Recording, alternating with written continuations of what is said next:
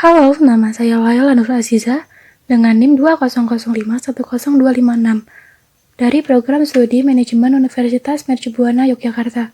Selamat pagi, salam sejahtera, dan semoga Tuhan selalu memberikan kesehatan bagi kita semua. Amin. Kali ini saya akan membahas sedikit tentang perencanaan sumber daya manusia.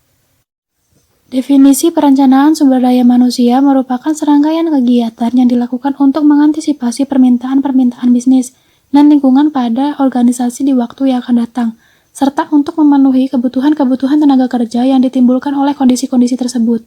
Secara lebih sempit, perencanaan sumber daya manusia berarti mengestimasi secara sistematik permintaan dan suplai tenaga kerja organisasi di waktu yang akan datang.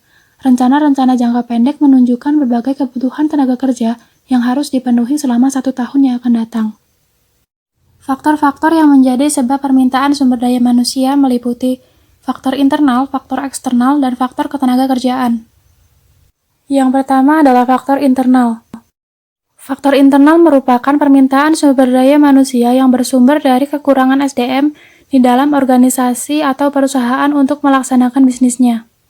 Menurut SP Siagian dalam bukunya Faustino 2003, faktor internal merupakan rencana strategik, anggaran, estimasi produksi dan penjualan, usaha atau kegiatan baru, dan rancangan organisasi dan tugas pekerjaan.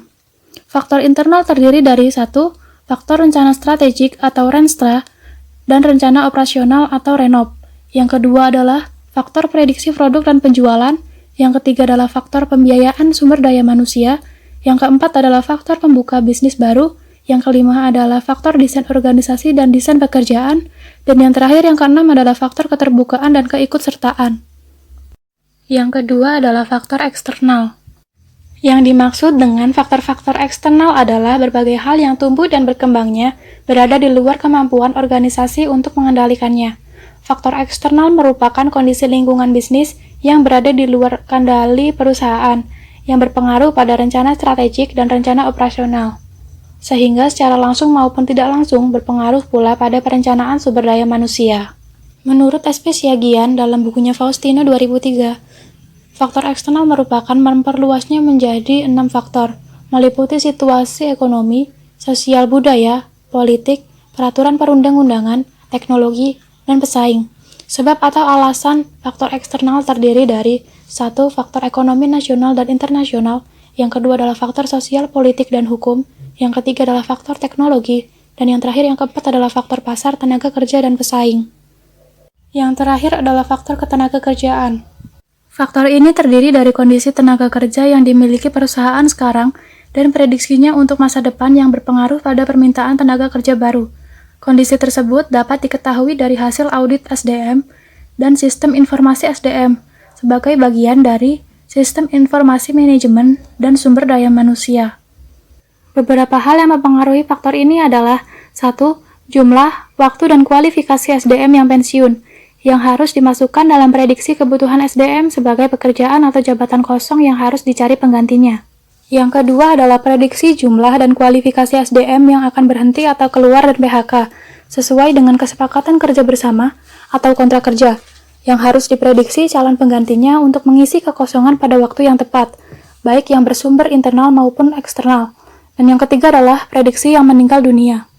Poin yang akan saya bahas terakhir ini adalah supply SDM. Estimasi supply internal. Estimasi supply internal ini merupakan suatu informasi yang berisi evaluasi kinerja para karyawan. Informasi ini memungkinkan para perencana untuk menugaskan para karyawan tertentu untuk mengisi lowongan pekerjaan di waktu yang akan datang. Ada 3 teknik estimasi supply internal, yaitu 1. Inventarisasi sumber daya manusia.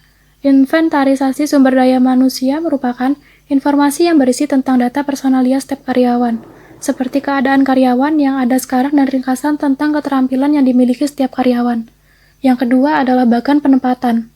Bagan penempatan merupakan suatu pengkajian visual siapa yang akan menggantikan siapa dalam peristiwa pengisian lowongan jabatan.